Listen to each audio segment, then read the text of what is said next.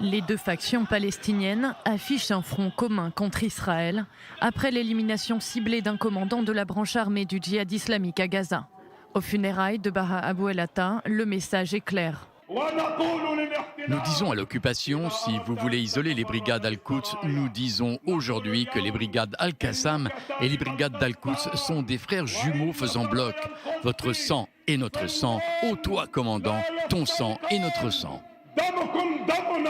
Une union de façade jusqu'à présent, seul le djihad islamique a tiré des roquettes vers l'État hébreu. Au début des années 2000, les deux factions gazaouis avaient envisagé de fusionner leurs deux branches armées, mais jamais elles n'ont sauté le pas. Car si elles s'accordent sur la volonté de combattre Israël, des dissensions profondes existent entre les deux factions palestiniennes.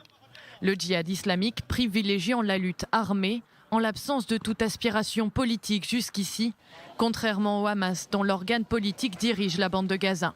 Le Hamas, plus fort militairement, garde l'ascendant dans l'enclave palestinienne, négociant indirectement avec Israël pour rétablir le calme après des accès de violence. Mais depuis plusieurs années, des dirigeants du djihad islamique semblent contester l'ordre hiérarchique imposé par le Hamas.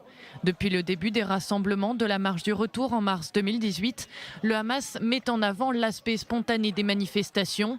Le djihad islamique est souvent pointé du doigt par Israël comme le responsable des tirs de roquettes. Mais pour les experts, difficile d'imaginer qu'une action d'ampleur contre Israël menée par le djihad islamique palestinien n'ait pas reçu l'aval du Hamas au préalable.